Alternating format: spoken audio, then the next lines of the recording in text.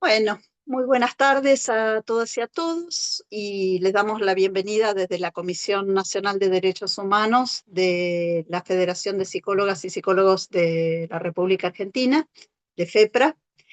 Bueno, y les agradecemos que estén aquí. Yo voy a hacer una pequeña introducción respecto de la fecha que elegimos para este conversatorio, para poner en contexto. eh, Bueno, que además es el último conversatorio, como dijo Belén, de una serie de conversatorios que estamos teniendo y coordinando desde la comisión. Eh, y bueno, y hoy quisiéramos recordar, 10 de diciembre, que es el Día Internacional de los Derechos Humanos, en ocasión de la Declaración Universal que en el año 1948 adoptó en sus fundamentos la ONU. Eran tiempos de posguerra, tiempos de construir límites, frenos políticos, llevar adelante un pacto legal frente a lo que había sido el horror de las crueldades organizadas más impensables. Sin embargo, dictaduras sangrientas asolaron años después nuestro continente en el marco del Plan Cóndor. Como todas y todos sabemos, la última dictadura en Argentina dejó un saldo de 30.000 personas desaparecidas, más de 400 bebés a los que se robó su identidad y varios cientos de miles de personas que fueron expulsadas y forzadas a largos exilios en distintos países del mundo. Fueron las madres y abuelas de Plaza de Mayo quienes, en conjunción con otros organismos de derechos humanos, sindicatos y fuerzas políticas populares, las que permitieron vislumbrar el límite de la violencia de Estado. El primer juicio a las juntas militares significó un freno a la impunidad y declaró el nunca más. Abrió el camino para juzgar a miles de responsables militares y civiles por la violación de los derechos humanos perpetrados desde el Estado. El restablecimiento de la legalidad democrática fue una primera puerta que abrió el camino para, entre otras cosas, el trabajo de elaboración de lo traumático de esos años, a partir de la creación de infinidad de organizaciones, entre las que nació Hijas e Hijos del Exilio, organización a la que pertenezco. Como hijas e hijos nos vimos expuestos a tempranas pérdidas fundantes. Las materialidades físicas y emocionales, los pequeños objetos, los rostros familiares, las particulares y tensionadas vivencias de nuestros padres, atravesados por ideales y militancias políticas. Esta es la materia prima del libro que hoy presentamos para seguir pensando aquellas vivencias que nos han marcado desde pequeños. Nuestras insignificantes, entre comillas, historias infantiles cobran valor como mosaicos dentro de la historia del país. Por ello, este libro es en sí un objeto de las elaboraciones personales, pero también un objeto político que en conjunción con otras memorias quizás pueda ayudar a reconstruir en una labor siempre inacabada el espejo de un país, de una sociedad y de subjetividades marcadas por la violencia de Estado. Violencia que lamentablemente vemos reaparecer en estos tiempos en los que los cimientos que constituyeron por décadas el Pacto de los Derechos Humanos está puesto en cuestión en la Argentina y el mundo. Hoy queremos realizar un triple homenaje a la inmensa pensadora Silvia Bleichmark, que invitó a pensar y a trabajar en las catástrofes sociales, a las infancias que fuimos y a los organismos de derechos humanos que con su defensa de los derechos son la base necesaria e indispensable de la elaboración colectiva. Bueno, ahora voy a presentar, acá los tengo, al primer tramo de los participantes de la Organización de Hijas e Hijos del Exilio, que compartirán sus experiencias en relación a la escritura del libro Sapos de otro pozo, cartografía colectiva de las infancias en el exilio. La primera compañera en hablar será Violeta Burkhardt Noé, que es comunicadora social, docente Argenmex y es parte del grupo editor del libro. Luego hablará Rodrigo Marcó del Pont, que es dramaturgo, director teatral y actor Argenmex. Y por último, Isabel Burgos Fonseca, que se define como psicóloga feminista, es docente e investigadora en la Universidad Nacional de La Plata. Esta sería la primera parte. Los dejo entonces con los compañeros de hijas e hijos del exilio. Bueno, gracias Natalia, espero que se escuche bien. Bueno, un gusto ver caras conocidas y caras nuevas. Y hablar una vez más de nuestro libro y de nuestra agrupación. Yo estoy casi desde el inicio. Nosotros nacimos allá por 2006. El año que viene ya estamos preparando festejos y actividades por los 20 años de la agrupación Hijas e Hijos del Exilio. Y bueno, y también es importante la fecha, no solo por el cumpleaños, sino por qué. ¿Por qué surgió Hijas e Hijos del Exilio? Un tiempo después dijimos, pero ¿y por qué ahora? ¿Y por qué no antes? ¿Y por qué? Bueno, también estaba la agrupación Hijos, que es de nuestra generación, si se quiere, pero tenía ya casi 10 años, ¿no? Creo que es del 95. Entonces, bueno, revisando y analizando y charlando en grupo como todo lo que hacemos, pensamos varias teorías, no tenemos una respuesta acabada, pero lo cierto es que ahí en el 2006 teníamos pasado los 20, entre los 20 y los 30 años más o menos, un poco más, hay de distintas generaciones, pero digamos eso, de haber sido hijos de los años 70 y 80, de nuestros padres también militantes y luchadores de esa época. Así que estábamos en cierta madurez, por ahí hasta en las edades que nuestros padres se habían ido.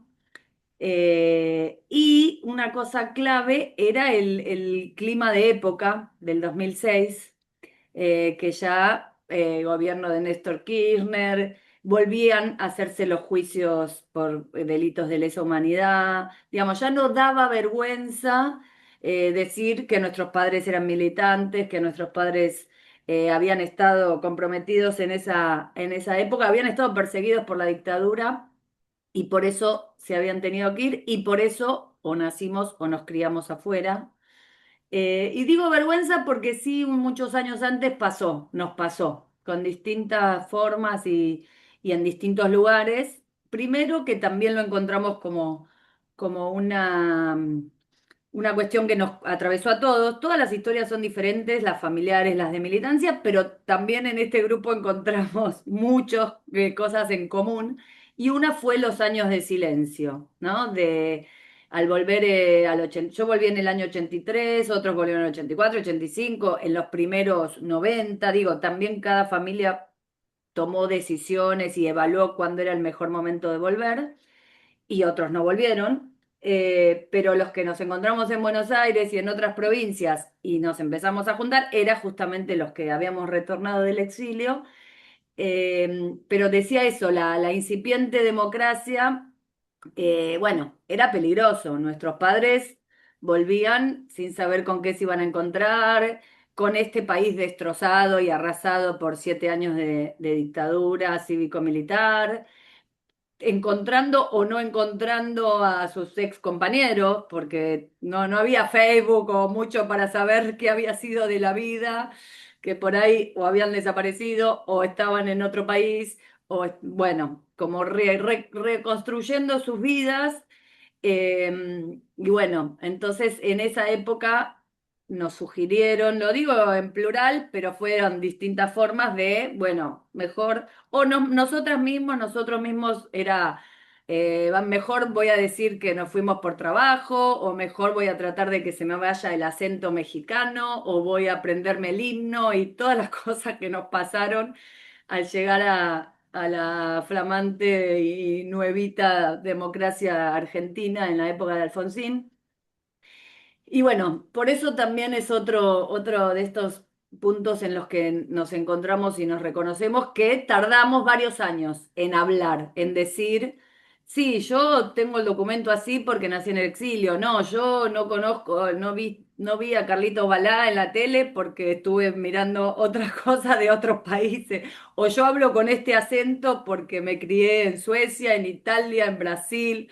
Bueno, también cuando empezamos a hacer la lista de países es enorme. Eh, Así que bueno, creo que al juntarnos, todavía no usábamos esto de sapos de otro pozo, pero sí era algo que lo que nos reconocíamos, de decir, bueno, fuimos, o nos sentimos mucho tiempo sapos de otro pozo, pensamos que éramos nosotros y los hermanos, o nosotros y algunos que conocíamos. Yo en principio incluso hice una película que hablaba de Argenmex, o sea, yo empecé a preguntar qué había sido de la vida de otros Argenmex, ¿no? Que criados en México habían pasado por la misma historia. Pero bueno, lo cierto es que cuando conocí la agrupación me di cuenta que no tenía que ver con ese recorte geográfico, sino con un recorte generacional, ¿no? ¿Qué pasaba con esas infancias? ¿Qué nos pasó a nosotros de niños y jóvenes y adolescentes haberlo vivido afuera? Eh, y volviendo y viviendo en Argentina, por ahí habíamos estado en las marchas del 24 de marzo desde el principio, por ahí nuestros padres también siguieron militando, siguieron participando, pero no, así como apareció Hijos, estaban las agrupaciones familiares de expresos, de detenidos, de los nietos, de las abuelas, de las madres, de todos los que existen y desde mucho antes, desde la dictadura que se fueron formando los organismos, no había alguno o alguna, aunque no sea un organismo, pero alguna colectivo o agrupación en los que nos sintiéramos participantes, pertenecientes, ¿no? Un grupo de participación y de contención hacia lo que nosotros habíamos vivido. Bueno, así que fue cuestión de crearlo, sin mucha claridad hacia dónde. Al principio decimos, fue un grupo de autoayuda donde hacíamos mucha catarsis, también fue un grupo de amigos, de pertenencia, de conectarnos. Y bueno, y también con esta impronta más política de organismos de derechos humanos, de poder visualizar también lo que habíamos vivido, lo que habían vivido nuestros padres, madres y nosotros. En esa, yo no voy a hacer ahí, sería muy difícil y hay mucha literatura y seguiría abierto el debate sobre, bueno, todas las huellas, todas las heridas, lo que dejó la dictadura, que para varios de nosotros creemos que arrasó a toda la sociedad y en su conjunto, no a 30.000 que hoy no están o a los nietos apropiados, sino que en distintas medidas a toda la Argentina y a todo el pueblo argentino. Pero bueno, nos parecía que esta historia, estas historias, estas piezas del rompecabezas, como decimos también, faltaban.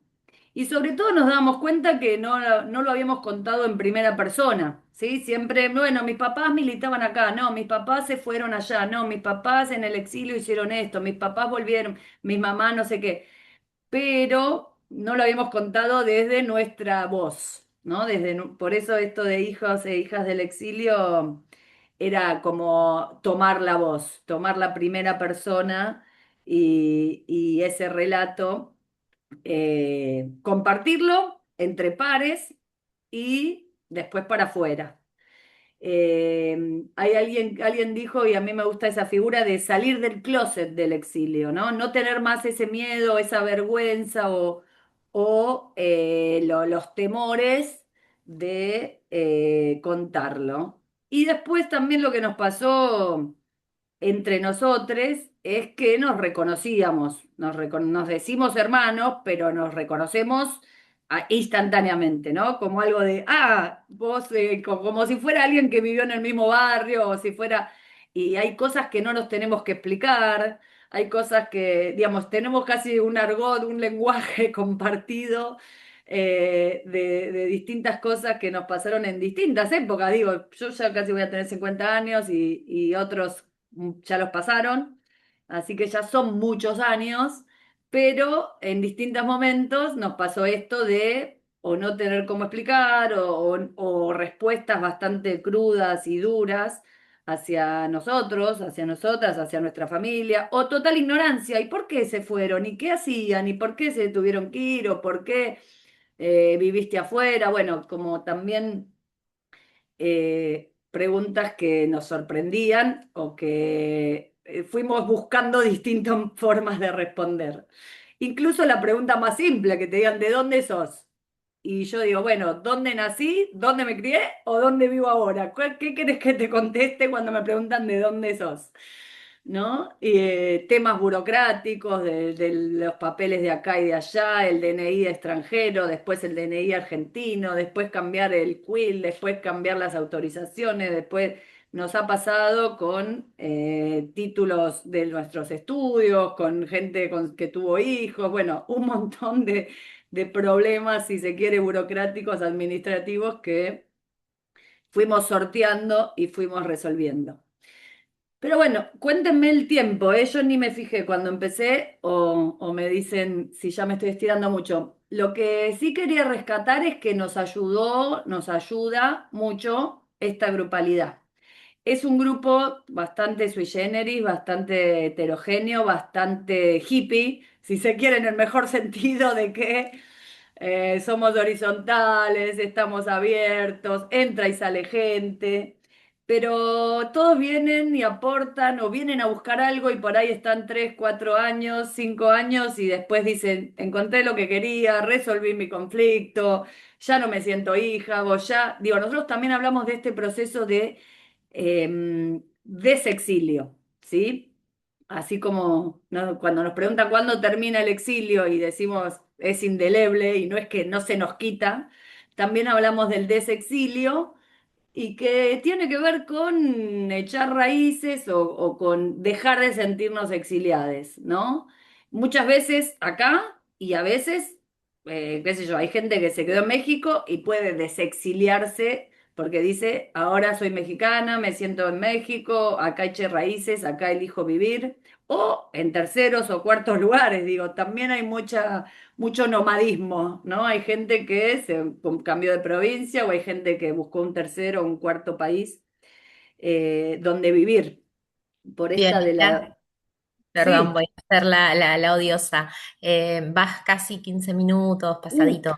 entonces ya Nada, estoy, ya para que estoy. No, perdón circule. porque me largué y como soy la No, pero primera, hablo todo. excelente, No, excelente. No, pido muy perdón. breve cuento que el libro lo hicimos colectivamente, que es una convocatoria abierta. Ahora mis compañeros lo pueden decir porque el libro no es de la agrupación, sino que abrimos, llegaron 100 obras, 27 países, no es exhaustivo, seguro hay más y ya nos piden más y hacer el segundo o tercera edición, pero bueno, con el libro seguimos tejiendo estas redes y bueno, y hablando y contando lo que nos pasó y para nosotros es eso, son las piecitas del rompecabezas que faltaba y también el agradecimiento a los países que nos recibieron, que nos refugiaron. Bueno, tendría mucho más para hablar, pero me parece buenísimo que sigan los demás.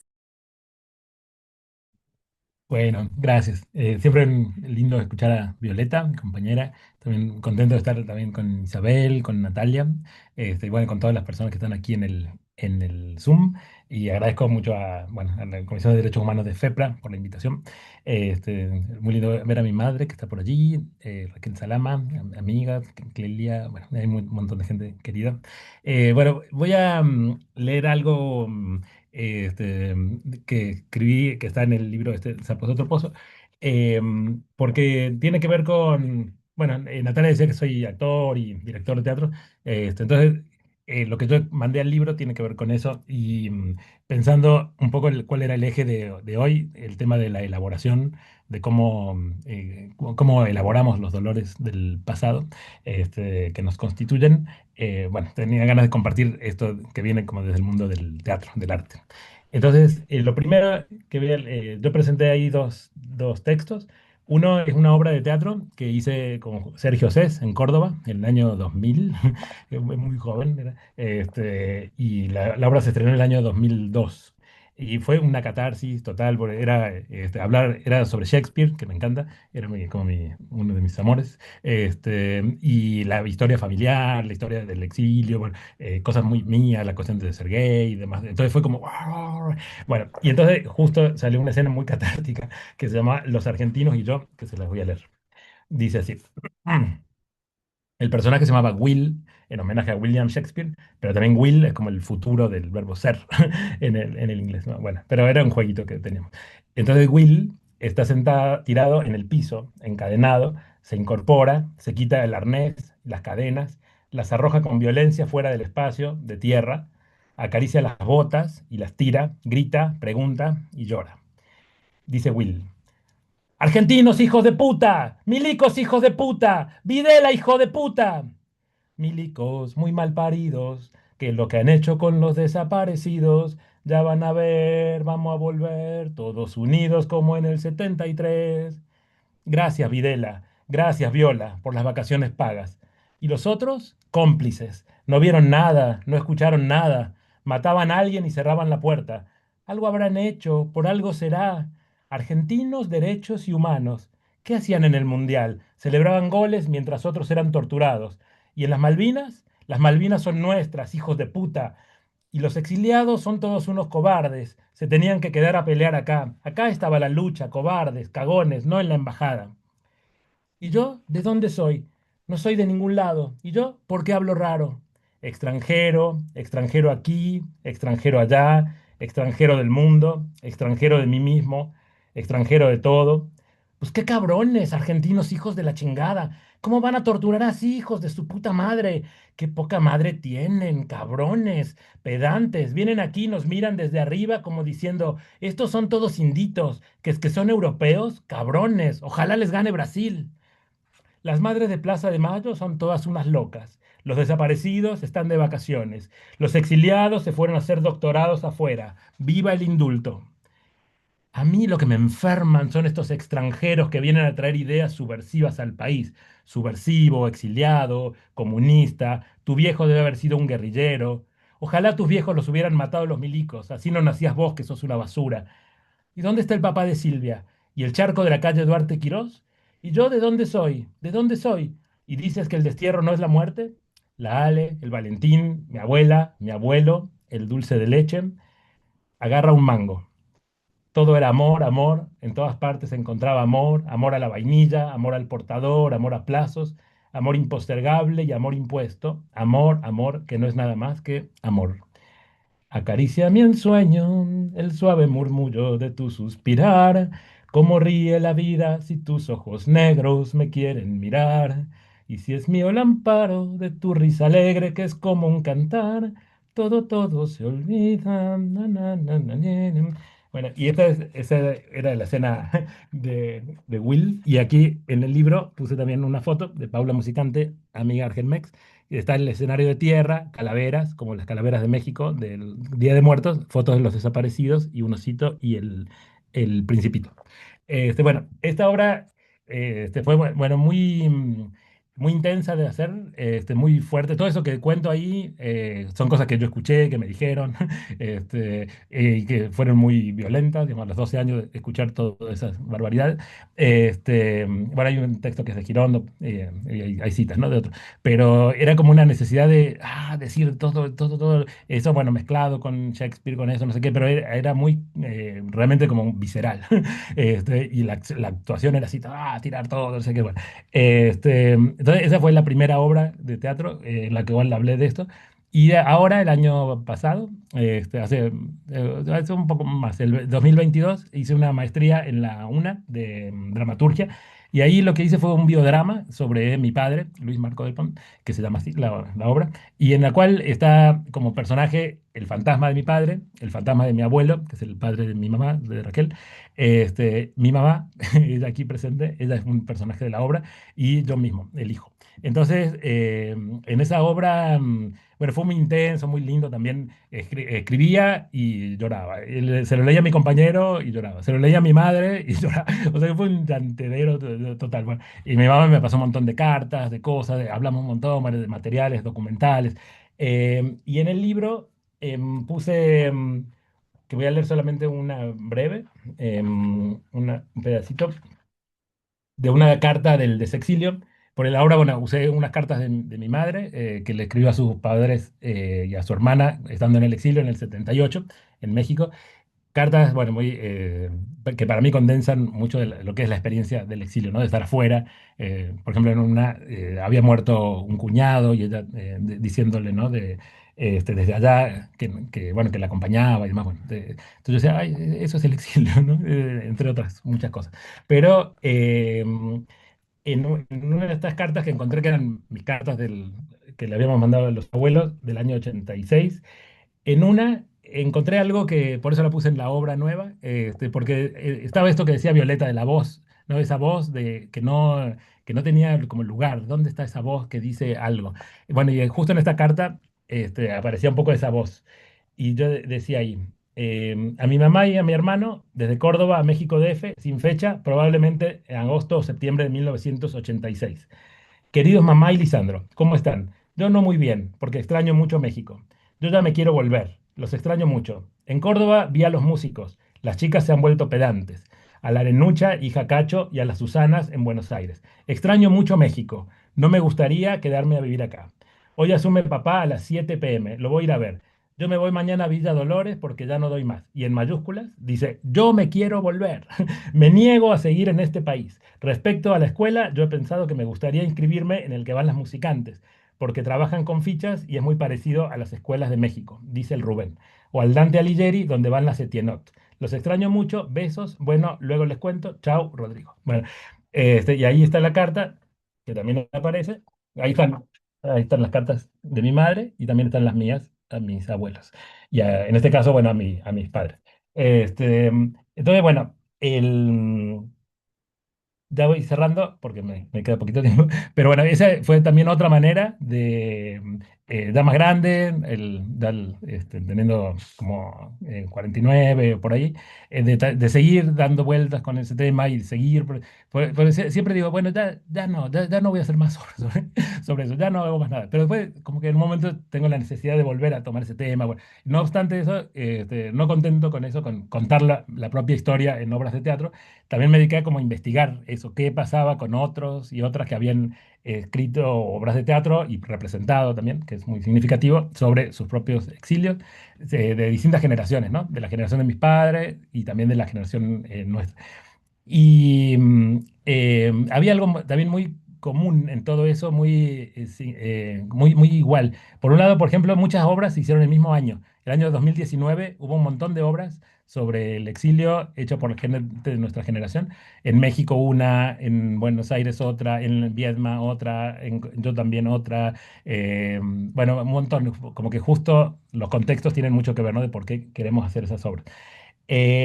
Y para cerrar, bueno, quería traer estas palabras de otras personas que hablan sobre esa experiencia, ¿no? Qué hace el arte con todo esto, ¿no?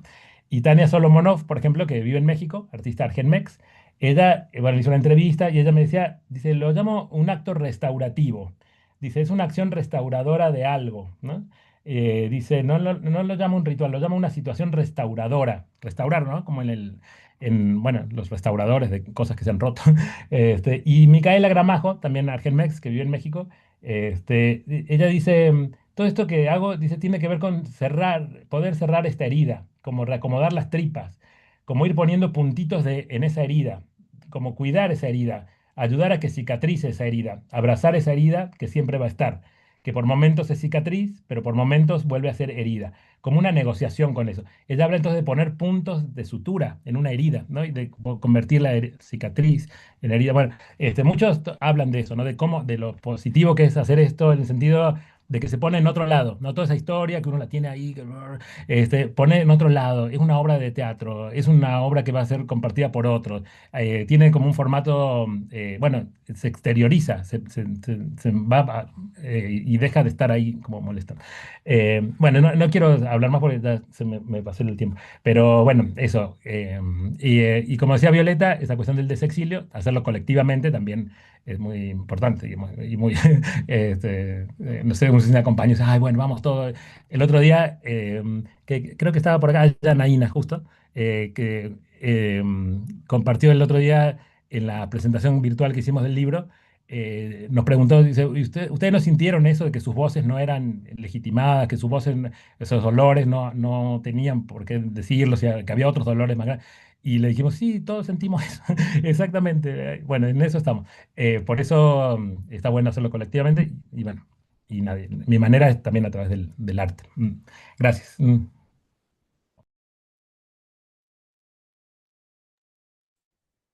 Gracias, Rodrigo. Sos un genio. Gracias, Violet. Bueno, como me presentó Natalia, mi nombre es María Isabel Burgos Fonseca. Em, yo ingresé en el año 2007 a la agrupación, un año después que ya se había creado, ya estaban Violeta, estaba Silvia, que también está con nosotros hoy, Silvia Luquiazo, te mando un abrazo, Mercedes Fidanza, que también estaba por ahí, Paulita Arellano, otra compañera. Em, y cuando me invitaron a ingresar a la agrupación, yo les decía, bueno, yo nací en Chile, o sea, mis padres en realidad, y bueno, y en realidad, por más que nuestra familia tuvo estatus de refugiada, el tema del exilio no lo conocía, ¿no? Em, entonces yo le decía a esta compañero, bueno, en realidad yo no soy argentina, no puedo estar en una agrupación. Entonces él me dijo así, pero no te preocupes porque ninguno lo es. Ahí eso me sonó, me resonó como, es gente tan extraña como yo. Somos todos sapos de otro pozo, ¿no? Algo que por supuesto siempre tenemos el recurso de la ironía para referirnos a estas cosas que son sumamente dolorosas, ¿no? Eh, Cuando fue esta convocatoria, que, digamos, en la cual trabajaron arduamente Viola, Rodri, Tatiana, y muchos compañeros más que pudieron sustanciar esta hermosa producción, que es el libro que estamos presentando ahora, eh, yo me acordé y bueno, ahí les voy a compartir, para que puedas compartir, María Belén, les comparto acá en el chat, eh, dos imágenes que tienen que ver con el relato que yo escribí, que bueno, que lo había escrito antes y que dije, esto es algo para presentarlo porque tiene que ver con esta forma de transmitir la memoria intergeneracionalmente que tiene que ver con algo que, digamos, realizó mi hija, ¿no? El texto se llama Guardianas de la Memoria. Entonces, bueno, no sé si María podés compartir en pantalla la foto. ¿Podés acceder? ¿Sí? Ok. Empiezo a leer, ahí va a aparecer la foto, también la pueden abrir ustedes porque lo compartí en el chat. Esta foto es un recuerdo híbrido eh, e inolvidable, retrata el uso de las infancias para la tradición militar. ¿Mm? Eh, los mismos protagonistas del golpe militar contra Salvador Allende y el pueblo de Chile, ocurrido el 11 de septiembre de 1973. Si te vas a presentación, aparece en la pantalla completa, Belén. Gracias. Esta foto fue tomada en una pequeña localidad llamada Curacautín, al sur de Chile, el lugar donde pertenezco. Y tenía 4 años en ese momento. De las 3 primeras niñas escoltas, yo soy la del medio. También soy en ese momento la hija de un preso político, un desaparecido. Gracias, Mer, querida, que se ve perfecto. Mi hija Ana, cuando vio esta foto, 39 años después, con 8 años, 4 años más de la edad que yo tenía en ese momento, me dijo sorprendida: Mami, parece que no estás contenta. Estás como queriéndote escapar de ese desfile militar. Ella en ese momento usó la palabra rajar, estás como queriéndote rajar. Y relaté la historia de esta foto, que es mi historia y también la suya. Tu abuelo estaba preso y no sabíamos dónde, ni nada sobre él. Como ves en la foto, las mismas personas que se lo habían llevado, los malditos militares entre comillas puse, nos obligaban a desfilar. Era una forma de control y disciplinamiento y comunicar una tierna postal dentro de tanto horror. La transmisión de la memoria es algo más que mostrar fotos. es transmisión cultural, transmitir afectos y sensaciones y reconocer una identidad colectiva evocada en imágenes que representan los recuerdos vivibles desde momentos del pasado. Siempre me pregunté cómo se transmite la memoria a nuestras hijas e hijos. ¿En qué momento se logra materializar la memoria como legado histórico y colectivo? La intervención de esta imagen por parte de mi hija, realizada en el reverso de la foto, abona la teoría sobre nuestra memoria como un legado siempre a transmitir y a reactualizar, porque representa nuestra particular historia. Belén, si quieres pasar a la otra. Porque representa nuestra particular historia y verdad. Nuestro testimonio sobre el pasado es la herramienta para exigir justicia y consolidar nuestro presente y nuestro futuro. Ahí, digamos, en el revés de la foto, ella había escrito, muy chiquita, no me la quería mostrar, la tenía así como aguardada, había escrito, esta foto es uno de los, puso de punto, ¿no? Que quería decir desfile para Pinochet, un militar. Hay, bueno, nosotras que somos psicólogas, psicólogos, psicólogues, el, el borramiento, ¿no? El borramiento de esa imagen es muy significativo. Entonces ahí aparece malditos militares, y militares también está tachado, ¿no? Eh, cuando ella hizo esto, bueno, a mí me volvieron como muchas cosas, esto que yo les contaba al principio, ¿no? Como, y que bueno, también lo dijo Viole, el tema de la vergüenza, el silencio, esto de salir del closet. Eh, y tiene que ver con, y justamente hablarlo en un día como hoy, 10 de diciembre, Día Internacional de los Derechos Humanos, donde se consagran eh, convenciones tan importantes bueno, que fueron absolutamente vulneradas en nuestras vidas, como, eh, digamos, el respeto, la convención, yo pensaba en la Convención contra la Tortura, ¿no? Cómo fuimos torturadas muchas de nosotros, haciéndonos desfilar, ¿no? Haciéndonos construir, digamos, un esquema que nada tenía que ver con nuestra realidad en ese momento. Y como sé del compromiso que esta hermosa federación tiene, la Federación de Psicólogos de la República Argentina, por su historia, ¿no? Una historia de lucha, eh, donde también hubo compañeras desaparecidas, su presidenta justamente, me parece importante también eh, poner en contexto, digamos, del aquí y ahora, con los niños que hoy en día están padeciendo estas cosas, estas vulneraciones.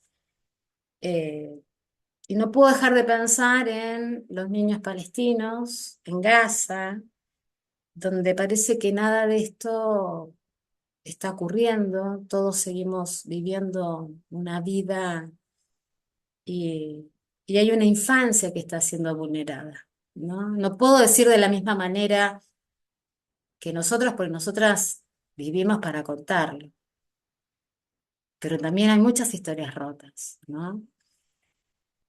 Entonces, bueno, a partir de este relato, yo pensaba, ¿no? Y también haciendo un inmenso homenaje a la figura de Silvia Bleichmer, que también, por supuesto, que ha marcado a quienes somos trabajadoras de la salud mental, un antes y un después en el condicionamiento fundamentalmente ético de la construcción de la subjetividad en las infancias y en esto que comunitariamente denominamos la salud mental.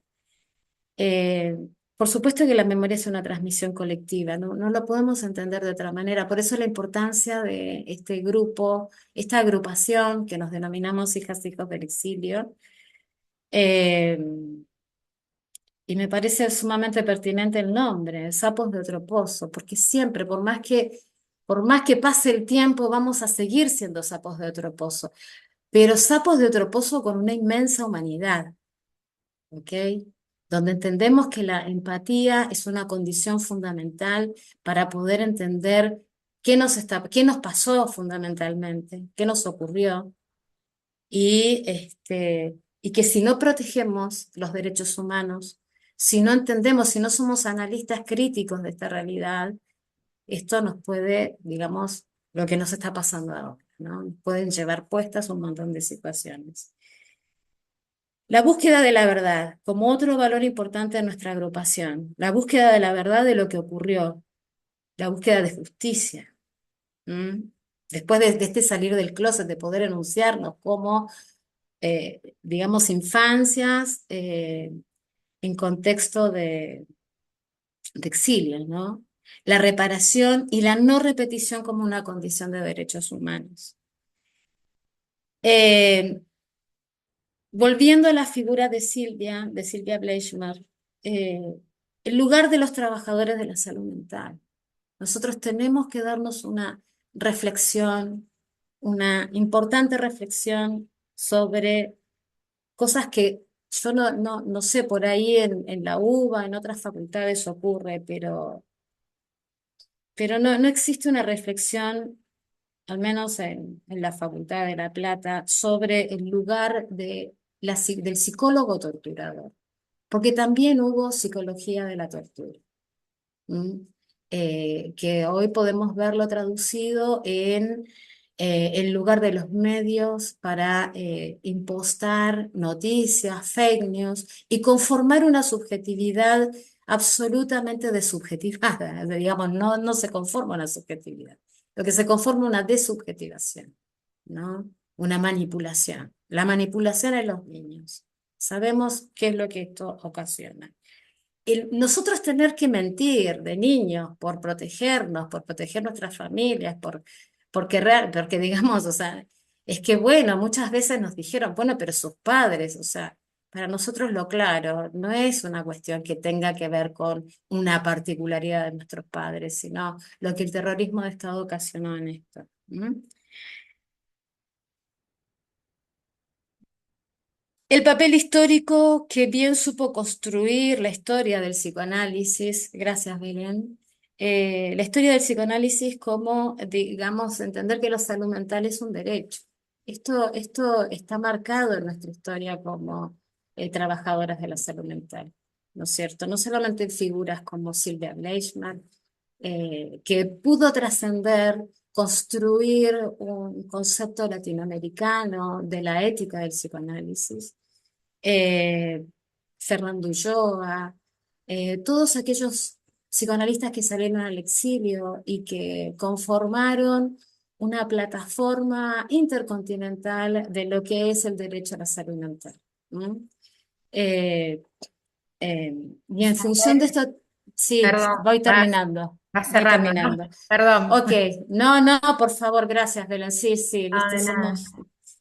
y en función de esto, no quiero dejar también de mencionar e invitarlas, ya que estamos en un espacio sí, de salud mental, a sumarse al Palestinian Mental Health Network, que es un grupo de trabajo por la salud mental de Palestina, porque es importante poder resistir políticamente, incluso desde la salud mental. Nosotros no podemos dejar de pensar que la salud mental hoy en día es una herramienta política, no solamente de liberación, no solamente de conformación de derechos fundamentales, sino también de protección, que es lo que afortunadamente como niñas, niños, infancias en refugio, pudimos ser contenidos en los países que nos refugiaron. En mi caso, Argentina. Entonces, bueno, agradecer la invitación, Natalia, agradecer digamos, el espacio de salud mental de la Federación, agradecer la escucha atenta que han tenido y fundamentalmente a la agrupación Hijas e Hijos del Exilio por seguir construyendo memoria, una memoria política de resistencia. ¿Mm? Así que muchas gracias, María Belén, por avisarme que te estaba pasando. Gracias. Ay, gracias a todos.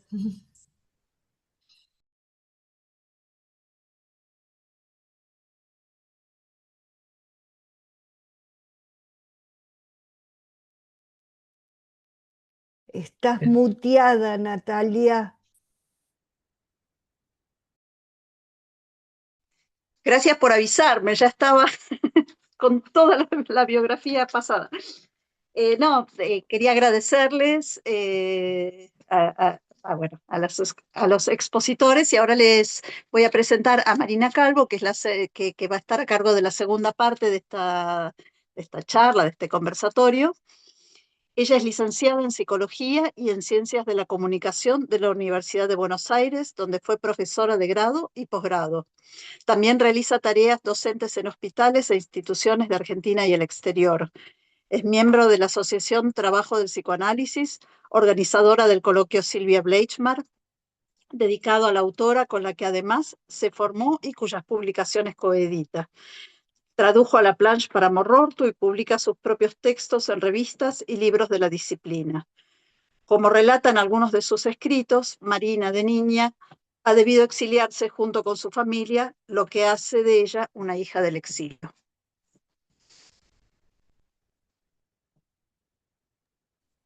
Bueno, buenas tardes a todas, a todos. Gracias, Natalia. Traí algo escrito, voy a leer, también quiero abrir al diálogo. Todo lo que dijeron quienes me antecedieron en este conversatorio me dejó pensando un montón de cosas que las vamos a poder retomar y conversar y charlar.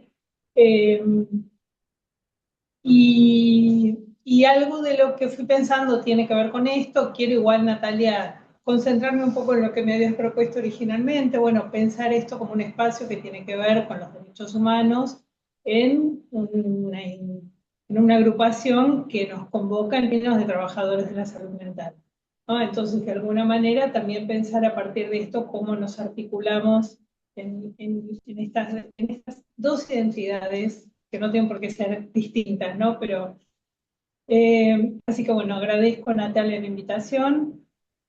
Pensaba que además del 10 de diciembre, ¿se me escucha? Sí. Ah, Sí, sí.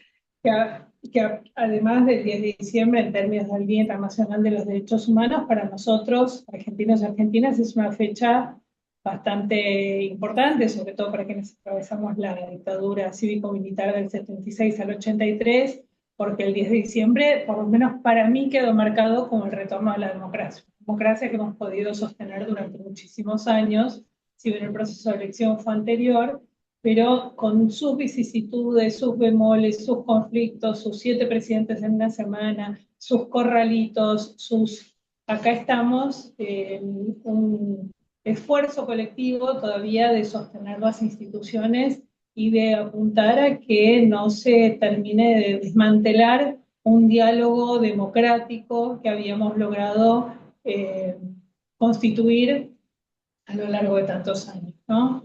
También estamos a días de que empiece el 2026, que también es una fecha importante para nosotros en términos que se cumple medio siglo en eso de esta dictadura, ¿no? Eh, y a veces yo digo, nos sorprende y tal vez tenga que ver con esto que estamos charlando en este encuentro, ¿no? Los lugares que se pliegan, los espacios que se pliegan, los tiempos que se pliegan. Hay algo del tiempo de la dictadura, tal vez por lo dislocado, lo disruptivo, lo brutal, lo catastrófico, que de alguna manera también por las políticas de memoria, verdad y justicia sigue siendo muy actual, ¿no? Y necesita y precisa seguir siendo actual. Entonces pivoteamos todo el tiempo entre el recuerdo, ¿no?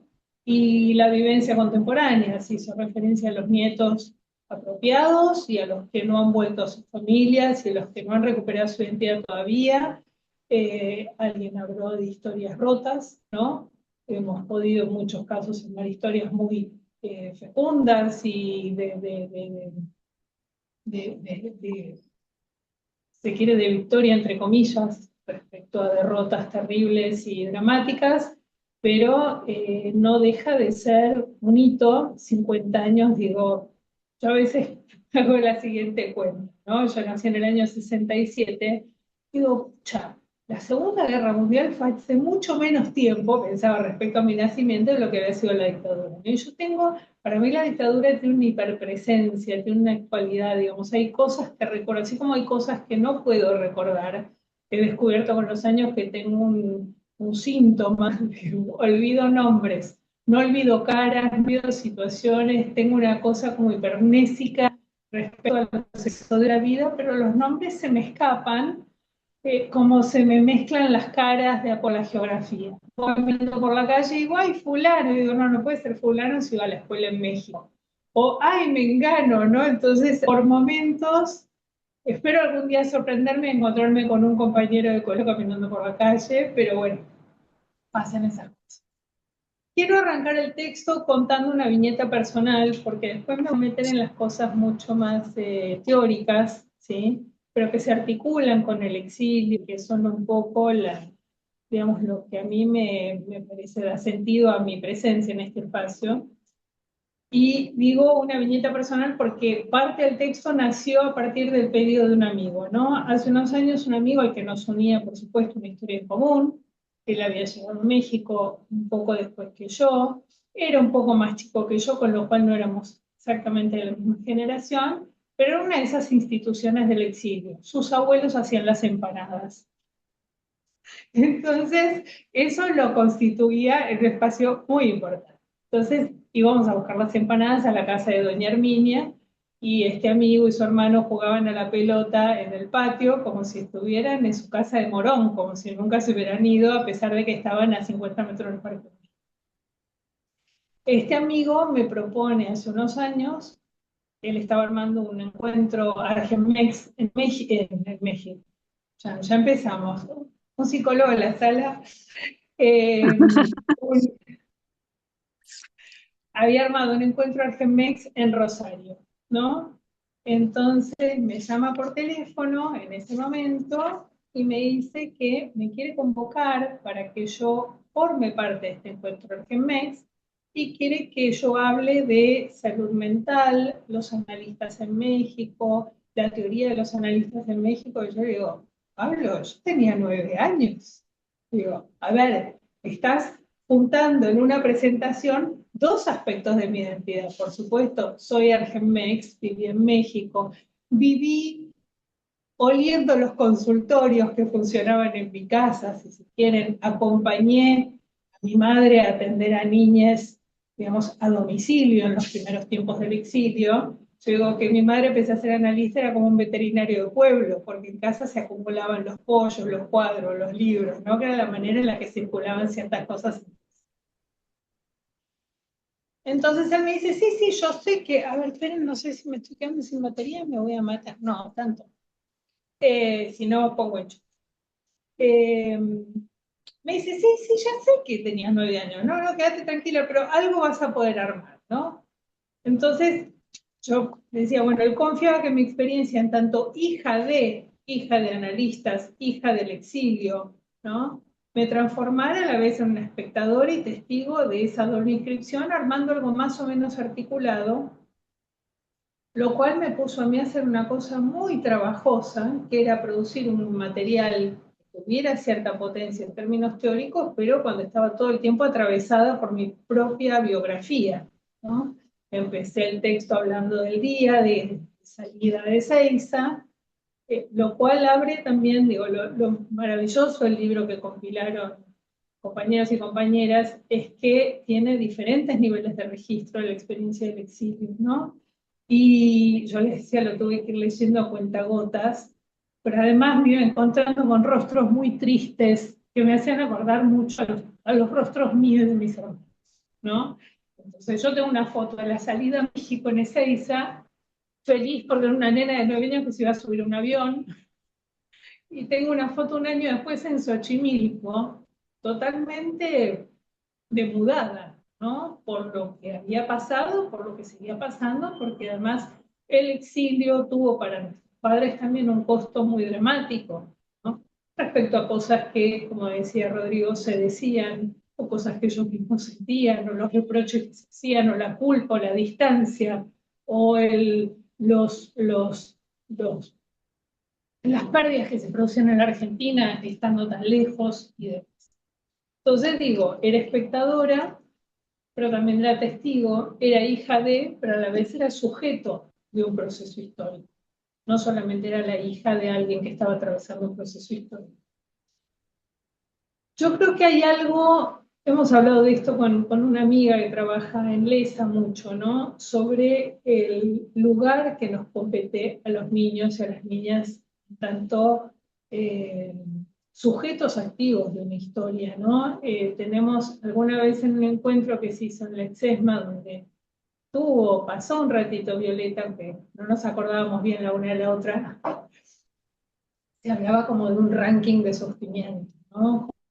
Como que llevó muchísimos años y con mucho pudor empezar a dar cuenta de otros modos de los sufrimientos, porque los niños apropiados, las niñas apropiadas, los compañeros desaparecidos, las compañeras desaparecidas, habían como ocupado todo el campo de lo que era necesario testimoniar, ¿no? De lo que era importante decir, las ausencias, y hubo, como alguien dijo, un efecto catástrofe que impactó en sujetos implicados de muchas maneras diversas, ¿no? Y toda la discusión que se hace respecto a ser hijo de, ¿no? Porque, digamos, implica también un posicionamiento particular. Yo soy hija del exilio, pero también soy, sin haberlo elegido, una exiliada, pero a la vez, ¿quién eligió un exilio? ¿No? Los exilios no se eligen ni para los adultos ni para los niños. Entonces, en algunos casos, también pensando en las diferencias que hubo entre nosotros mismos, alguien hablaba de diferencia generacional, no solo de diferencia geográfica, ¿no? Digo, la distancia que podía abrirse entre mismos argenmex o chicos y chicas exiliados en otras ciudades a partir de los compañeros de colegio, digamos, yo tengo como un registro de mi generación y son mis hermanos y hermanas de la experiencia, ¿no? Son primos y son hermanas, digo, como decía Valentina, ¿no? Los primos para el equipo que armaron el avión con los primos, pero digo, son primos y son hermanos y también nos peleamos como hermanos y también nos distanciamos por procesos políticos y también nos referenciamos de manera diferente en lo que está ocurriendo en la Argentina y en el mundo, pero siguen siendo familia, entrañable familia con la que nos acompañamos en los momentos más duros que ha pasado a ser en este momento de nuestra vida despedir a nuestros propios padres.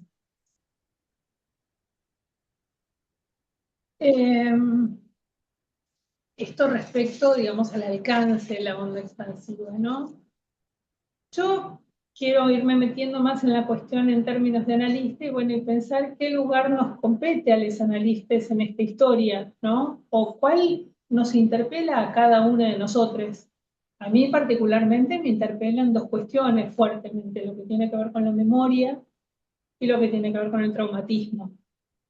Sé que estuvieron en el conversatorio anterior con Victoria hablando de traumatismo, ella trabaja mucho estas cuestiones, tiene un trabajo de campo histórico y de reflexión también, entonces, bueno, yo no me voy a meter en las cuestiones que tienen que ver con las definiciones de lo traumático del psicoanálisis, sí quiero pensar a partir de lo que citó este trabajo que me hizo hacer mi amigo Pablo, en, bueno, ¿qué particularidad tuvo para el psicoanálisis argentino la experiencia del exilio? ¿Sí? ¿Qué cambió en el psicoanálisis argentino a partir de la experiencia del exilio, si es que acaso cambió algo? Y es algo de lo que voy a trabajar ahora, cuando piense un poco con ustedes 5 ejes que fui relevando, sobre todo siguiendo el trabajo de Silvia Brecho, ¿no?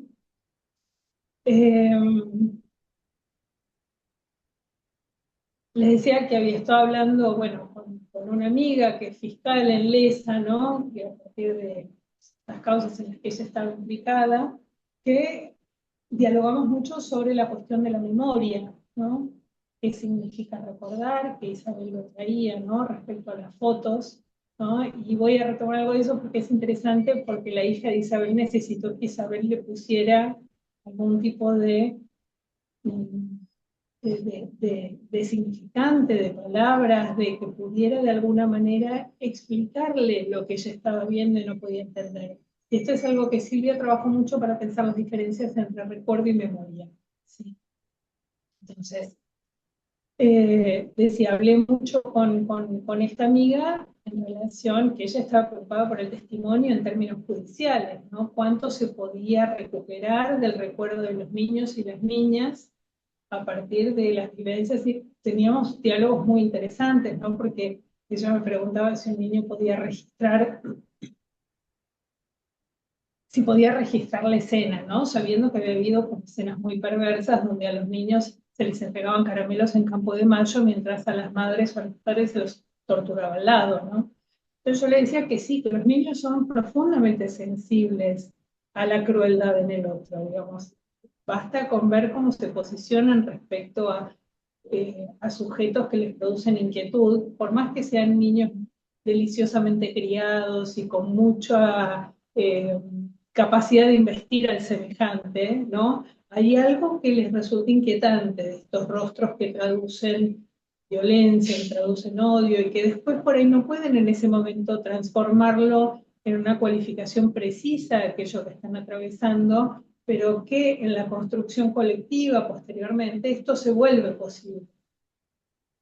Quería leer una viñetita porque en uno de los juicios, una de las causas de Lesa que terminó hace 2 años, pude acompañar a alguien muy cercano a la familia, ¿no? Que escuchar su testimonio, que lo había escuchado 1000 veces, pero escucharlo con ese, digamos, con la potencia que implicaba testimoniar en la causa.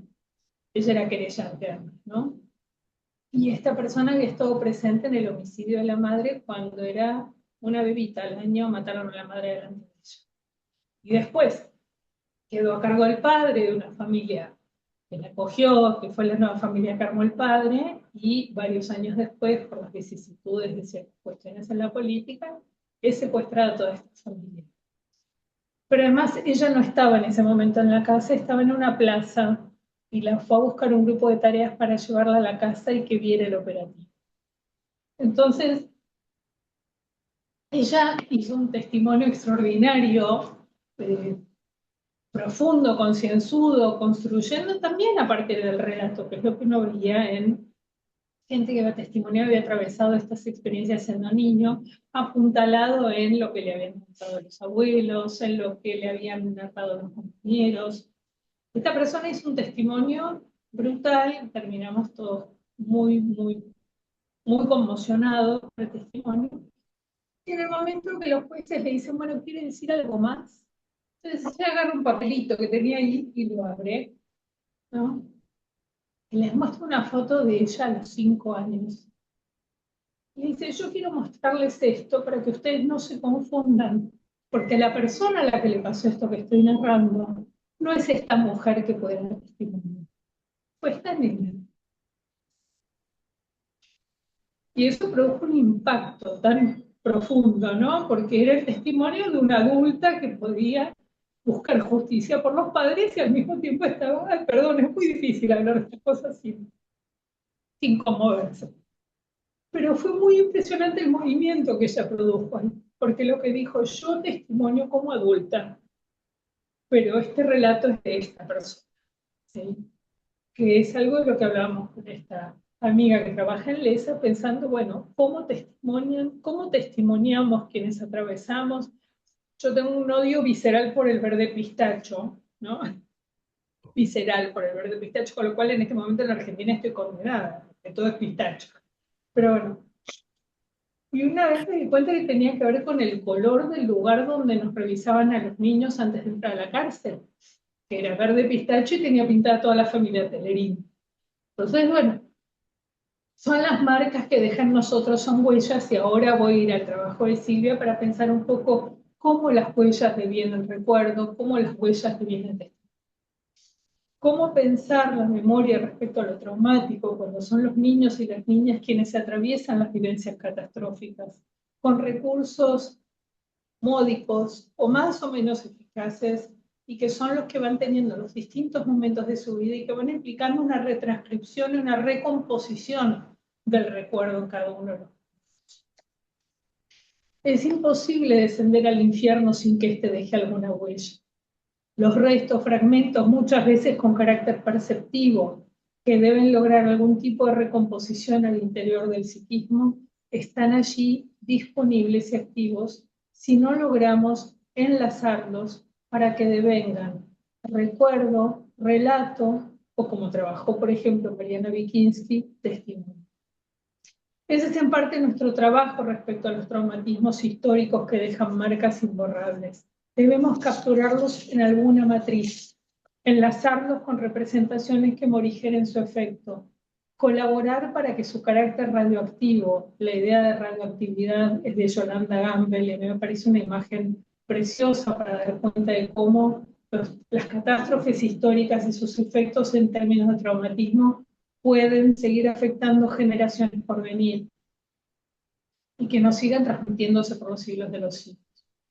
Como dije, en tanto analista debía revisar algunas de las cuestiones cuando me propuse pensar las consecuencias teórico-clínicas de la experiencia del exilio en el psicoanálisis.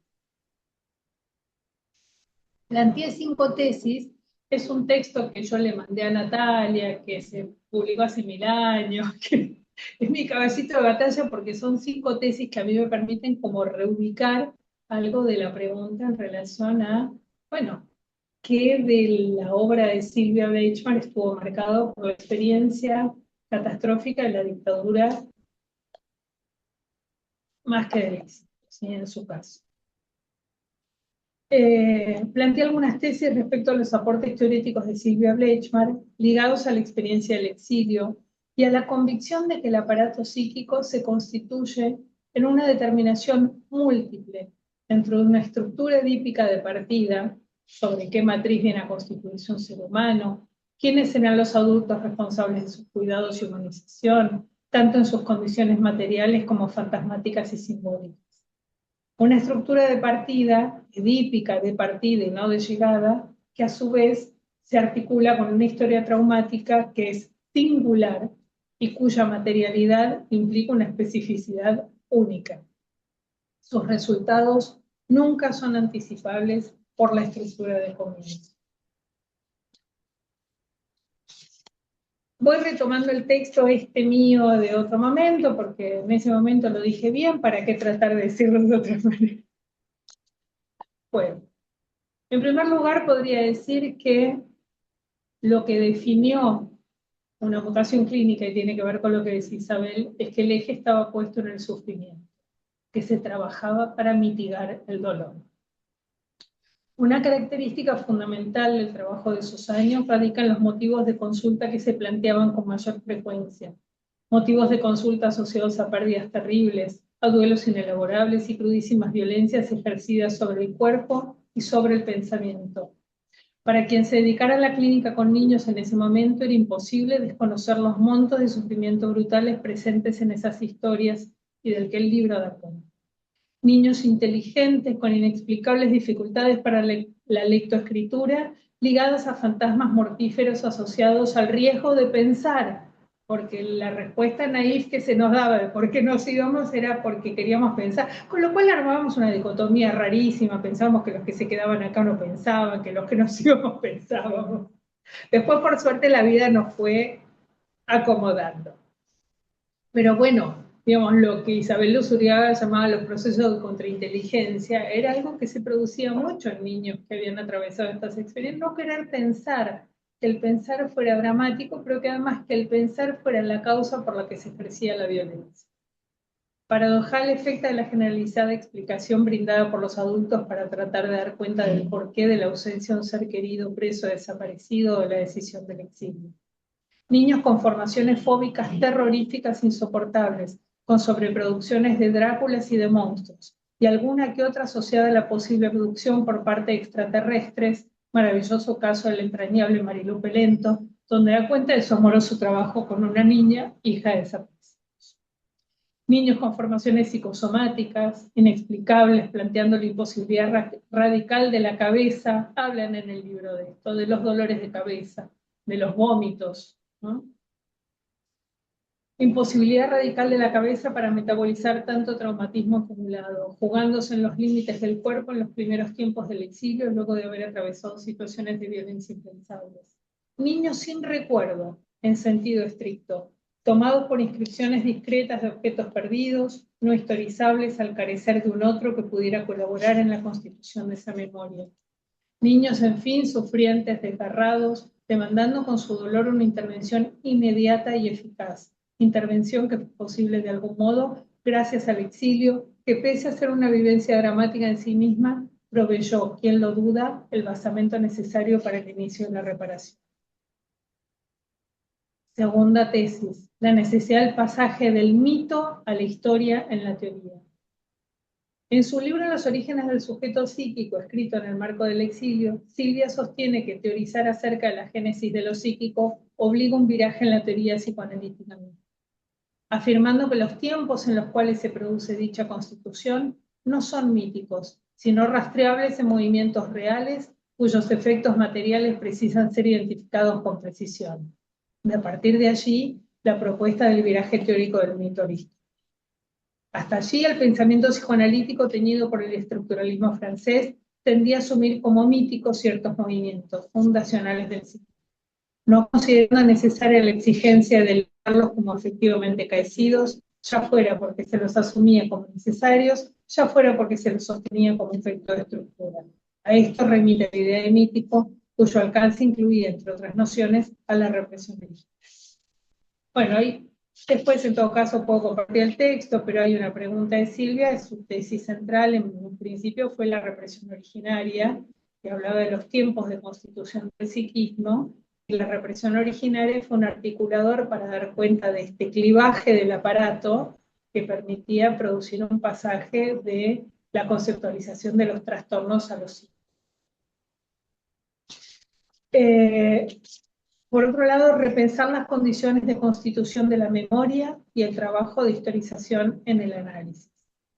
Si el trabajo analítico remite una cura por la palabra y el esfuerzo de rellenar lagunas némicas, ya sea recordando en sentido estricto, ya sea construyendo una memoria como efecto del esfuerzo compartido en el espacio del consultorio, dicho trabajo, en el caso de traumatismos severos, implica una operatoria claramente diferente al mero levantamiento de represiones. Esto porque si la memoria es una función y recordar es tarea del sujeto, no basta con la mera inscripción de huellas, restos más o menos metabólicos de experiencias efectivamente vividas, para que la acción de recordar se produzca, sino que requiere de un otro que colabore en la significación de esas huellas primariamente producidas, aún antes de que exista, sí, claro, a un otro que colabore en la significación de esas huellas primariamente producidos, aún antes de que exista un sujeto en condiciones de defensa. Perdón. Y ahí voy a la intervención de Isabel. Dice Bleichmann, las huellas némicas o los sistemas mnemónicos que van apareciendo en el proyecto son formas de inscripción de lo real, modos residuales de la relación con el exterior, sin que se constituyan por sí mismos en memoria, porque la memoria es inseparable del lugar del sujeto. Tiene que haber alguien que recuerde. La memoria es una función. En algún momento de un ejemplo, Silvia, ¿no? Que era el de un cajón de viejas fotografías. Está en la Fundación del Inconsciente. Que son objetos reales que constituyen para alguien objetos de recuerdo. Pero si no hay alguien que sepa quiénes están en esas figuras, son simplemente fotografías que no dan cuenta de un recuerdo. Para que haya recuerdo tiene que haber alguien que signifique, este es el tío Panchito o lo que fue. Silvia incluso decía que todas las huellas némicas constituían como un cajón de fotos, ¿no? Y después la memoria va produciendo algún tipo de ordenamiento significativo de esta. Dos condiciones entonces para que haya memoria, para que sea posible recordar en tanto sujeto sin ser habitado por restos que carezcan del estatuto de recuerdo. La primera es que a nivel del psiquismo se produzcan inscripciones con carácter de huella. Bueno, esto ya lo saben todos. La segunda condición, decíamos, es que exista un otro que logre nominar y dar sentido a estos restos metabólicos inscritos en el psiquismo. En ocasiones dicha tarea se completa en el marco del análisis, a través de hipótesis no siempre comprobables, construidas de manera abductiva, que son propuestas al otro como intentos de captura de aquellas inscripciones eficaces que no logran constituirse en recuerdo. Y ahora voy a leer un fragmentito algo de Silvia que a mí me es un enigma también. ¿Sí? Decía respecto al exilio. Es porque los adultos viven en la reminiscencia de las pérdidas y los niños en el interior de las mismas. A mí me parece una idea maravillosa, maravillosa. Que la clínica atravesada por secuelas del terrorismo de Estado, ya sea con los niños del exilio, con los adolescentes del retorno, con los nietos y nietas recuperadas, habitados por imágenes desenraizadas e inconexas, obliga a una conceptualización mucho más rigurosa sobre los modos en que se constituye la memoria. Porque el discurso con el cual se recuperan los objetos del duelo no remite una singularidad cuya predominancia se asienta en lo vivido, sino a formas sociales, grupales, de una realización en la cual se arman los ideales mediante los cuales se valoriza aquello cuyos rastros de ausencia se debe cobrar presencia.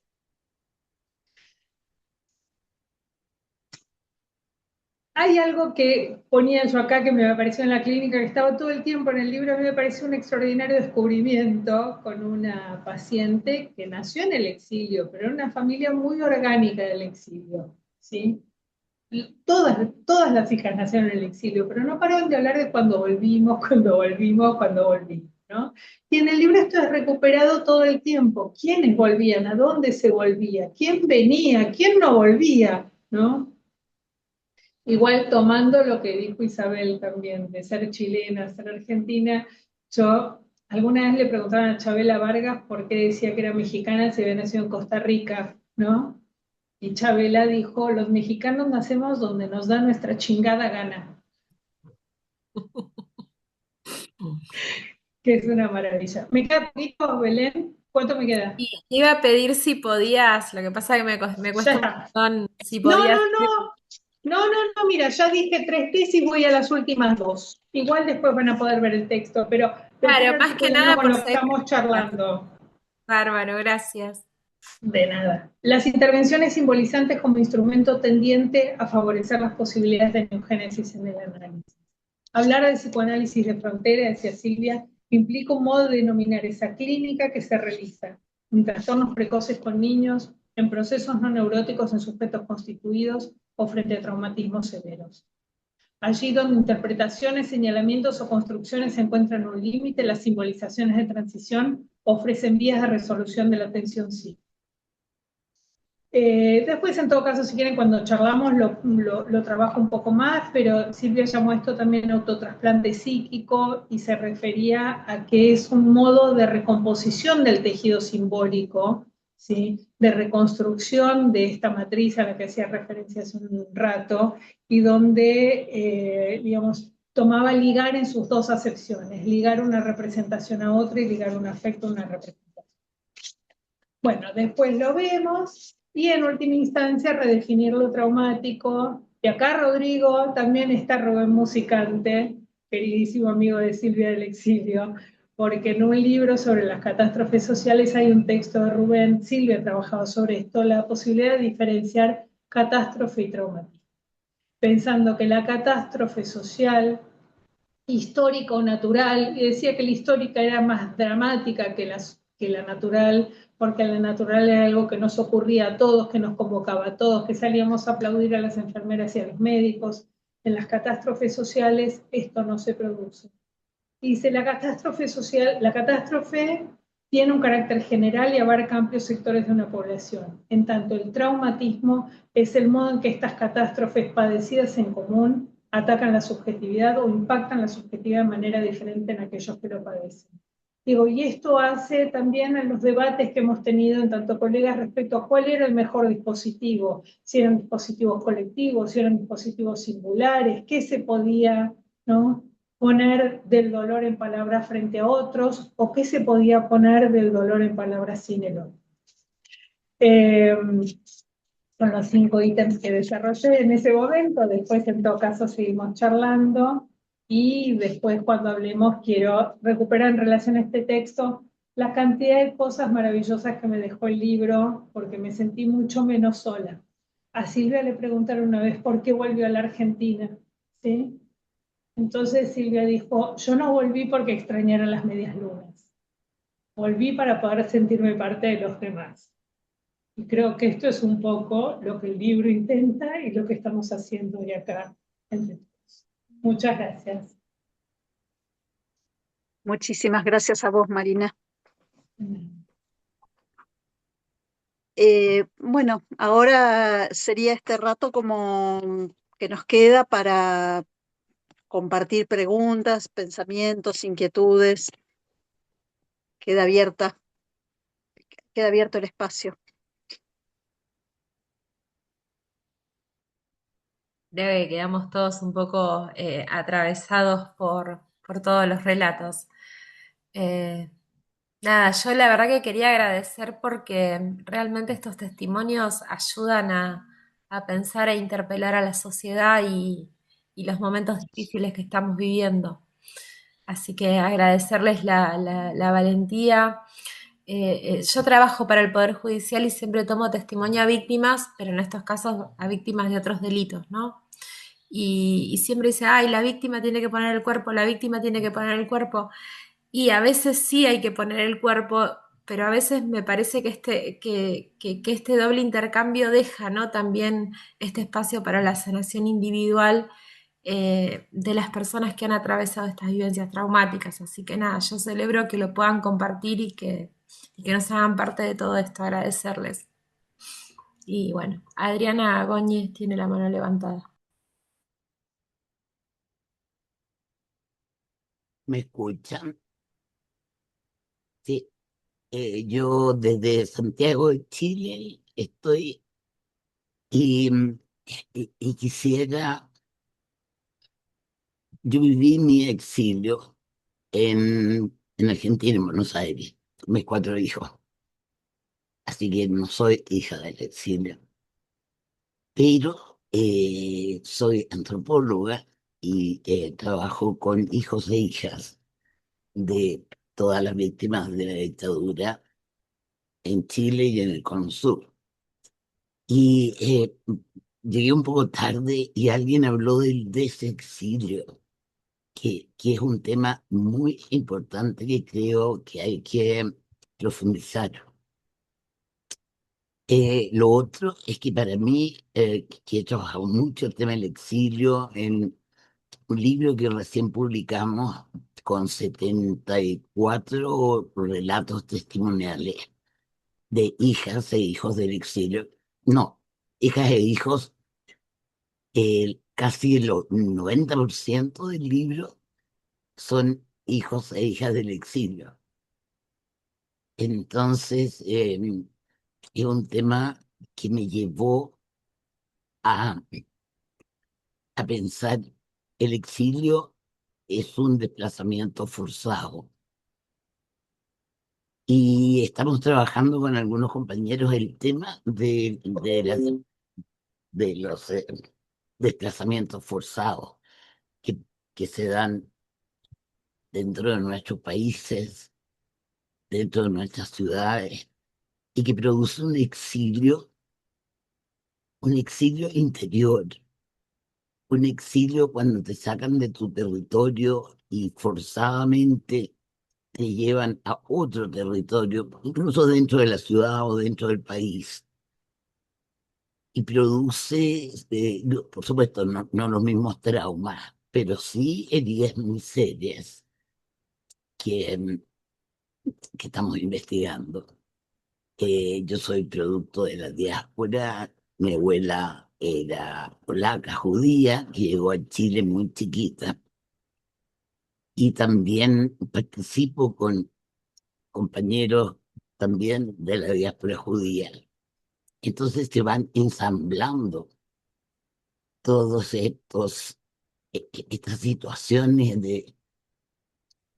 dolorosas que heredamos de nuestros abuelos y que traspasamos a nuestros hijos. Entonces, eso quería agradecer este espacio, que ha sido muy, muy enriquecedor. Gracias, Melissa, siempre. Eso.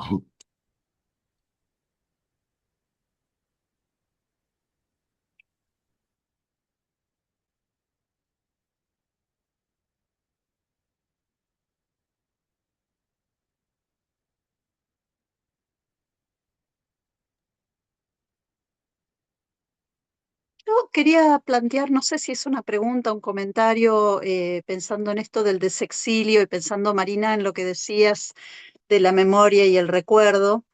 Em, Digo, me pregunto si uno puede desexiliarse o puede curarse del todo alguna vez de de ciertos dolores que, como decía una compañera ahí en el libro, está, que es como un dolor agudo que, que permanece, que queda como un resto inelaborable, ¿no?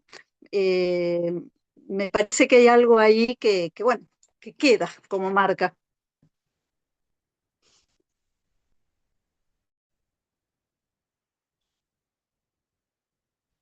Digo algo. No, a ver, eso, por supuesto, gran parte de las vivencias dramáticas, catastróficas, ¿sí? Que los seres humanos atravesamos, pueden ser elaboradas en parte y también hay un resto. O sea, no todo es elaborable, no todo se resuelve.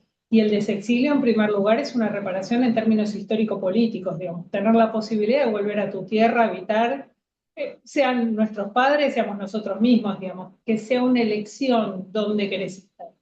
¿Sí? Ahora, Violeta también hablaba de quienes migran todo el tiempo, Rodrigo bailó entre las dos tonadas, yo también tengo ese switch, paso de una a otra con toda velocidad. Entonces, el desexilio como opción de retorno está. Yo creo que una de las cuestiones que es interesante del libro y el tiempo, la pregunta que se hacía Violeta respecto al tiempo que llegó a armar la agrupación, ¿no? Que hubo como un discurso tal vez un poquito con una defensa maníaca en algunos aspectos del exilio, de qué bien que nos hizo el exilio, qué suerte que tuvimos, qué afortunados fuimos respecto a muchos otros.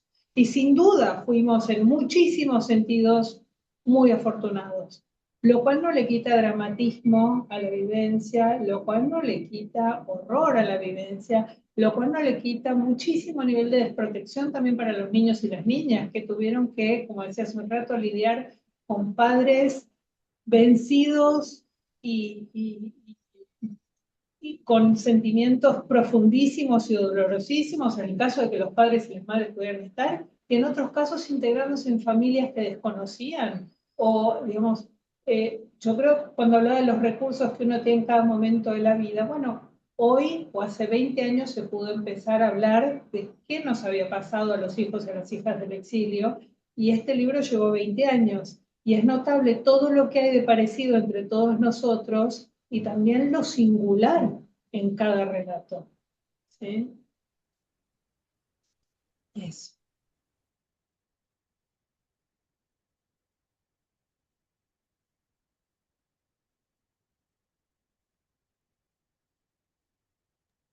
Perdón, me sumo y aporto también a lo que veníamos hablando y que me quedó antes también pendiente decir. El libro, como algunos lo leyeron, lo vieron, tiene distintas texturas, distintos soportes, distintos producciones, no sabíamos nunca cómo nombrarle, obras. Y bueno, también estos análisis posteriores, ¿no? Pero creo que fue esas distintas formas de contarnos, a veces con una foto, a veces con un poema, a veces con una carta, como leyó Rodrigo, que le mandaba la carta y se quejaba por carta de que no quería vivir en Córdoba. Por suerte, porque también nosotros hicimos esa convocatoria que llegaron, la hicimos muy amplia, entonces dijimos, bueno, que llegaron audios, llegaron videos, llegaron canciones, llegaron grabaciones, llegaron eso, material audiovisual, multimedia, y dijimos, ¿cómo ponemos todo esto en un libro? Porque la idea de un libro publicado en papel fue como ahí motora para llegar a eso, y por eso también tardamos tanto.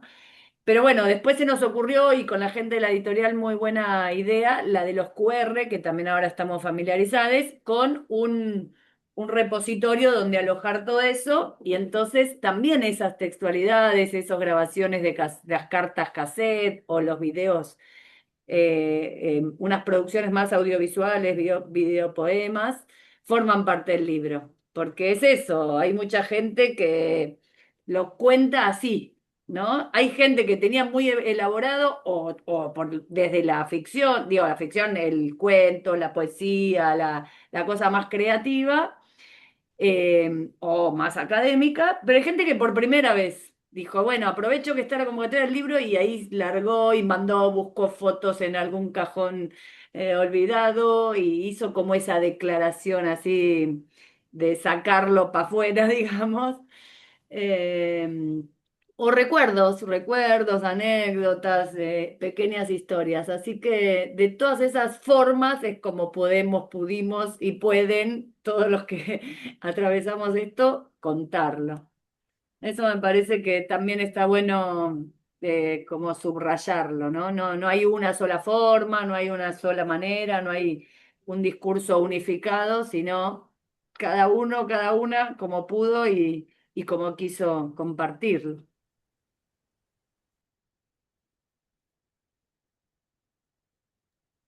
Bueno, y Merce le puedo dar la palabra porque ella lo hizo también desde el arte. No sé si tiene ganas de hablar, ahí la veo. Hola, Viole. Bueno, agradecerles muchísimo este encuentro, la verdad que es súper emocionante. Nos veo a cada uno, cada une y estamos todos muy emocionados, muy conmovidos en este día. Yo me quedo pensando un montón de cosas. Esto de las huellas de bien en recuerdo, ya está, ya el cerebro se me, se me explotó. Y pensaba cuánto de eso hay en nuestros trabajos, ¿no? En nuestras formas de hacer. Y bueno, yo pienso que las artes son muchas, no solo las visuales o las plásticas, sino también l- justamente el psicoanálisis es un arte, ¿no? Por ahí de otro tipo de materialidades. Son muchas las materialidades que trabajamos y que manejamos para, bueno, para salir de alguna manera de estos traumas y justamente creo que, bueno, así como vos contabas, Viole, también al inicio, esto que nos agrupó, que nos reunió y que es una forma de desexilio, ¿no? Que continúa. Yo creo que por eso vamos a cumplir 20 años, porque nos seguimos desexiliando. Y también es cierto que los tiempos que estamos viviendo traen cosas que quizás creíamos olvidadas o que pensábamos que ya no estaban vibrando y están ahí. Y creo que eso también habla de la importancia de agruparnos, de encontrarnos, de decir, de testimoniar desde el lugar que cada uno pueda, ¿no? Creo que todos los lugares y todas las formas son válidas. Así como siempre decimos, no hay un exilio o una forma del exilio, hay miles de formas y eso es lo que fuimos aprendiendo también en la agrupación, escucharnos y escuchar esas formas, ¿no? Y también esto que decía Marina de, bueno, esa idea como de, está como el exilio dorado y después todo lo bueno del exilio, ¿no? Y es como que hay toda una parte también oscura en relación a las vivencias, digo, en este caso de las infancias, porque es lo que convoca el libro, ¿no? Pero que, claro, era difícil meterse ahí. Y creo que el libro también se pudo meter en esos lugares y desde diferentes, desde múltiples maneras, ¿no? Creo que ahí está la cuestión, lo transdisciplinar. Bueno, y acá llegó mi niño, la nueva generación. Así que les dejo un abrazo. Mami.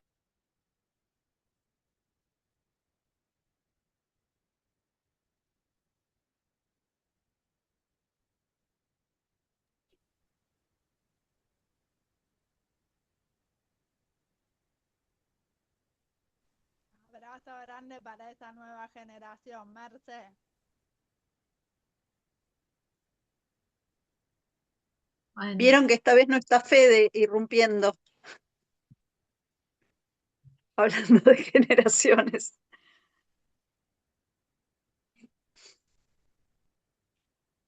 bueno, no sé si alguien más quiere tomar la palabra.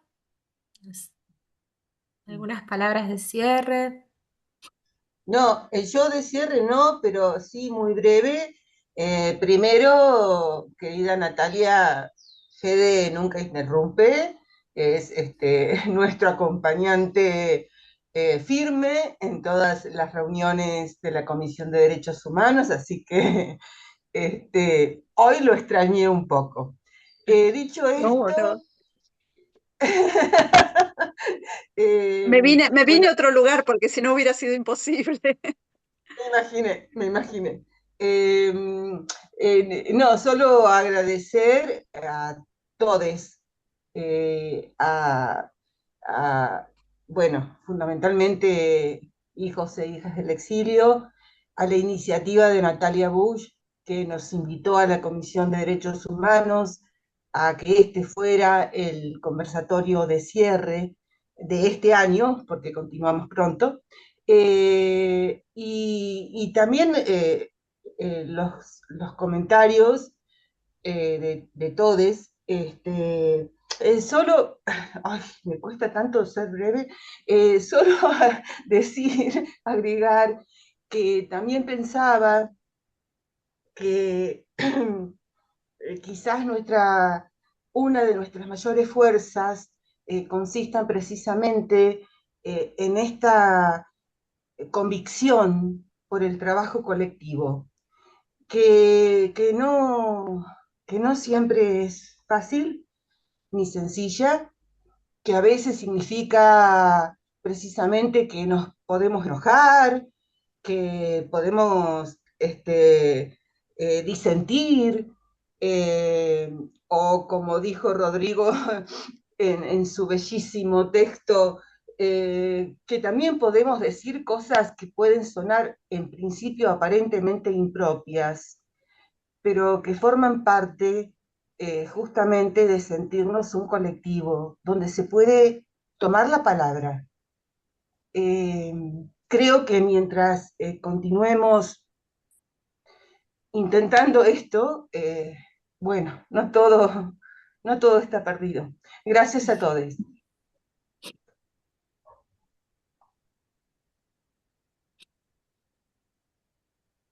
Se nos viene una batalla cultural por la defensa de la memoria, así que acá tenemos que estar todos, todas, todes.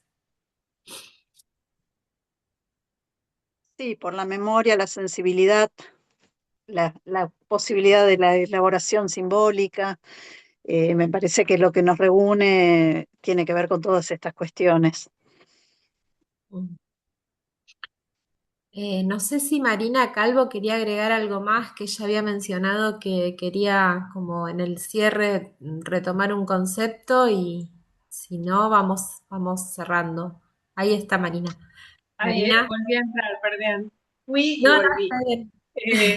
No, a ver, ahí están circulando mails, pedidos de texto, que no sé qué. Lo que tiene que ver con cuestiones más teóricas de lo que yo fui trabajando, está en ese textito que es de circulación libre, lo publicó Aperturas hace muchísimo tiempo, está online y se llama no tengo el teclado, pero se llama algunas consecuencias clínicas algunas consecuencias teórico-clínicas Yo lo de puedo, Ah, yo lo puedo perfecto. pasar, Marina, no te preocupes Perfecto, por eso. Natalia lo tiene. Entonces, digo, y cualquier cosa pueden pasar también mi mail, y si alguien tiene en algún momento algo que quiera preguntarme, que no entendió el texto, o demostrarme que estoy equivocada con lo que estoy diciendo, lo puede hacer perfectamente. Así que, no, nada. Hermoso el libro. Sí, a ver, bueno, ya que me abriste, gracias, Belén. Solamente marqué un montón de cosas, ¿no? Pero de las cosas que iban diciendo. Y me parece que una de las cosas que decía una de las personas en su texto era aprender a vivir en el vaivén entre dos mundos, la diferencia permanente, ¿no? Creo que hay algo de esto respecto a lo que vos preguntabas, Natalia. Esa parte es la que no se zanja, no se resuelve, o es un plus, es una ganancia o una pérdida, no lo sé, pero implica algo distinto de una experiencia de constitución. Así que, bueno, gracias por todo. Gracias a todos. Muchísimas gracias a todas y a todos por participar. Gracias.